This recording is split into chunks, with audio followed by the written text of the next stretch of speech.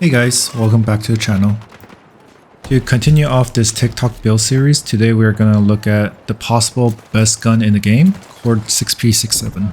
Just to do a quick recap of how this series works, I'll be trying TikTok builds in my own game to see if they are actually good. If they are not, then I'm gonna present my own best build that is targeted for casual players and providing my reasoning and testing. So what is considered a good build for casuals? Here are some ground rules. First, I would like to shoot holding down. I don't want to be resetting my gun. If I'm tapping, I will be playing CS instead. 2, I need to be able to strafe and shoot. Again, I'm not playing CS, I don't want to be stationary when I'm shooting, and it's realistic that you'll be shooting while moving. 3, I need a large magazine size for both missing and killing multiple targets. 4, I would like to be concealing myself and not having the giant Dorito on top of my head to give myself away. As a casual player, I need any advantage I can get. And 5, lastly, the gun needs to be able to ADS in 250 milliseconds or else the game feels clunky and slow. With that out of the way, let's look at today's victim. Today's build comes from a guy called coachclips. He is really popular on TikTok, and let's see what he got. Look at that, he is holding his mouse up and the gun barely even moves. I know this is not real, but let's put that into the test. First thing I noticed immediately is that the build is not even done. It only uses 80 points, but I guess if the gun is performing like that with 80 points, the leftover 20 points I can easily put it on like a larger magazine size or a laser. But just to keep the test accurate, I will not be adding additional parts to this build. Here is my testing in the gun range. To keep things as realistic as possible, as I was saying before, I'll be shooting the furthest target while strafing to see if I can actually successfully kill the target when holding the mouse down. I sped this up by 1,000 times because I don't want to bore you guys, but I tried 10 times so we can get a good idea of how this actually performs. And the result is not good.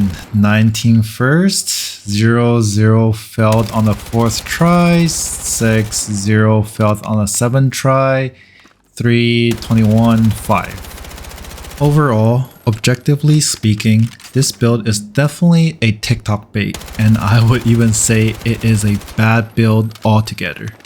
I did went in and tried this build out for let's say around an hour, and I can barely suffer through it. The magazine size is terrible for a gun that shoots 900 RPM. I'm not really able to strafe and shoot with this build since it relies on classic vertical grip that comes with the penalty of ADS accuracy while moving. When I play this build, since I don't have any silencer or flash hider, everyone can see me with the giant Dorito on my head, causing me to lose a lot of gunfights when facing multiple players.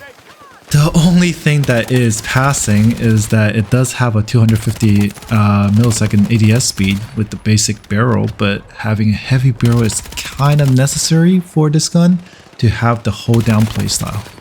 So yeah, this is a bad build, don't waste your time on it. Okay, here's my build recommendation for KORD.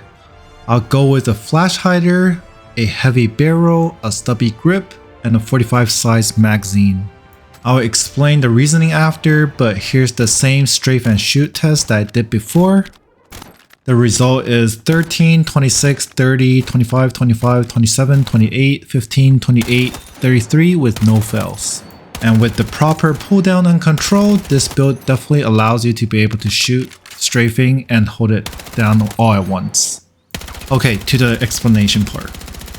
The visibility of Battlefield 6 is not that great, so a lot of players like me would shoot based off of the Dorito on top of the enemy head. So to give myself an advantage, removing that Dorito basically makes me invisible to a large sum of player base. Then why did I choose a flash hider? It only hides you in the world, not in the minimap, but again, realistically, against most players in heat of the battle, they won't be looking at their minimap.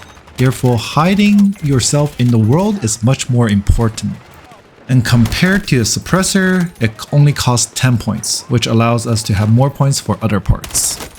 Heavy barrel is necessary for hold down playstyle. I have a bunch of clips here. You can see I've even transitioned from one target to another without lifting my finger off. This is due to the heavy barrel improvement of sustained accuracy. However, that barrel does not have the improved ADS speed that we need for 250. So the only way to get it is through stubby or angle foregrip. I choose stubby because it gives a slightly more recoil control than the angled, making the gun easier to control basically. But why did I not choose something like classical vertical foregrip or other foregrip that has much more of a recoil control on them? Because all of them has a negative effect, negative penalty on strafing, and again, it's really important for me and for the casual player to be able to shoot and move. And lastly, I invest the additional 10 point for the 45 bullet magazine. I think this is pretty self-explanatory. A 900 RPM gun needs at least 40 bullets or else it's barely usable. So what if I am playing against sweats or I'm very trying in certain games? Here's my suppressor build. The core part of the build, it doesn't really change. I just removed the flash hider for a standard suppressor and reduced my magazine size to 40 instead. This build allows you to flank those pesky campers and recon players and landing those good flanks. Since most of these campers will be looking at their minimap and you really want to hide yourself from everything if you're landing a successful flank, this is why I use suppressor instead of flash hider. The audio reduction also really helps in the middle of the fight. Sometimes I do find the flash hider, and when I was going for a flank, the audio does make the enemy turn around and see what's happening, but with the suppressor it happens way less. Ideally I would go for a long suppressor, but I don't want to reduce my mag size to 35, so that's why I went for the standard suppressor. But yeah, these are just my recommendation. Of course, you can play whatever and however you want. That's the fun of Battlefield. I'm just providing build that gives casuals the most amount of advantage so they don't have to really focus on the gun instead of just focus on the gameplay instead. So yeah, that's all. Like and subscribe. See ya!